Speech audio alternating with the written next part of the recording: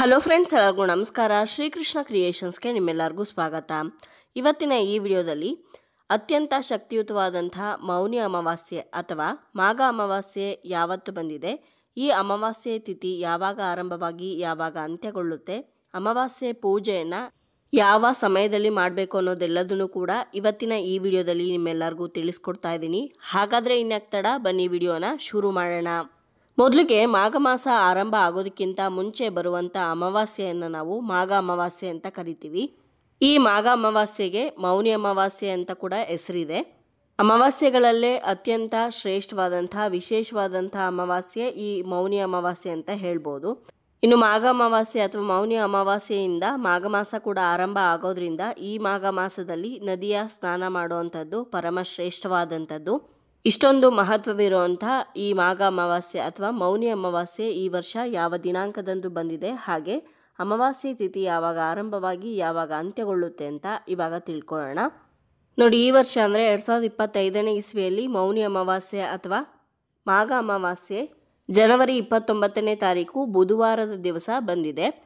ಅಮಾವಾಸ್ಯೆ ತಿಥಿ ಯಾವಾಗ ಆರಂಭವಾಗಿ ಯಾವಾಗ ಅಂತ್ಯಗೊಳ್ಳುತ್ತೆ ಅಂತ ಇವಾಗ ತಿಳ್ಕೊಳ್ಳೋಣ. ಅಮಾವಾಸ್ಯೆ ತಿಥಿ ಆರಂಭವಾಗುವಂಥದ್ದು ಜನವರಿ 28ನೇ ತಾರೀಕು ಮಂಗಳವಾರದ ದಿನ ಸಂಜೆ 5 ಗಂಟೆ 5 ನಿಮಿಷಕ್ಕೆ ಆರಂಭವಾಗಿ ಜನವರಿ 29ನೇ ತಾರೀಕು ಬುಧವಾರದ ದಿವಸ ಮಧ್ಯಾಹ್ನ 3 ಗಂಟೆ 35 ನಿಮಿಷದವರೆಗೂ ಕೂಡ ಈ ಅಮಾವಾಸ್ಯೆ ತಿಥಿ ಇರುತ್ತೆ. ಹೆಚ್ಚಿನ ಪ್ರಮಾಣದ ಅಮಾವಾಸ್ಯೆ ತಿಥಿ ಏನಿದೆ ಅದು ಜನವರಿ 29ನೇ ತಾರೀಕು ಬುಧವಾರದ ದಿವಸ ಇರೋದ್ರಿಂದ ನಾವು ಅಮಾವಾಸ್ಯೆಯನ್ನು 29ನೇ ತಾರೀಕೆ ಆಚರಣೆ ಮಾಡಬೇಕಾಗತ್ತೆ. ಯಾವ ಸಮಯದಲ್ಲಿ ಪೂಜೆ ಮಾಡಬೇಕು ಅಂತಂದರೆ ಜನವರಿ 29ನೇ ತಾರೀಕು ಬುಧವಾರದ ದಿವಸ ಬೆಳಗ್ಗೆ ಬ್ರಾಹ್ಮಿ ಮುಹೂರ್ತದಲ್ಲಿ ಪೂಜೆಯನ್ನು ಮಾಡ್ಬೋದು. ಅಥವಾ ಅಷ್ಟು ಬೇಗ ಪೂಜೆ ಮಾಡೋದಕ್ಕಾಗಲ್ಲ ಅನ್ನೋರು ಸಂಜೆ 3:30 ಒಳಗಡೆ ನಿಮಗೆ ಯಾವಾಗ ಸಮಯ ಸಿಗುತ್ತೋ ರಾಹುಕಾಲದಲ್ಲಿ ಒಂದನ್ನು ಬಿಟ್ಟು ಬೇರೆ ಸಮಯದಲ್ಲಿ ನೀವು ಪೂಜೆಯನ್ನು ಮಾಡ್ಬೋದಾಗಿದೆ. ಇನ್ನು ವಿಶೇಷವಾಗಿ ಅಮಾವಾಸ್ಯೆ ದಿನ ಮನೆ ದೇವರ ಪೂಜೆ ಹಾಗೆ ಲಕ್ಷ್ಮೀ ಪೂಜೆ ಮಾಡುವಂಥದ್ದು ಬಹಳನೇ ವಿಶೇಷ.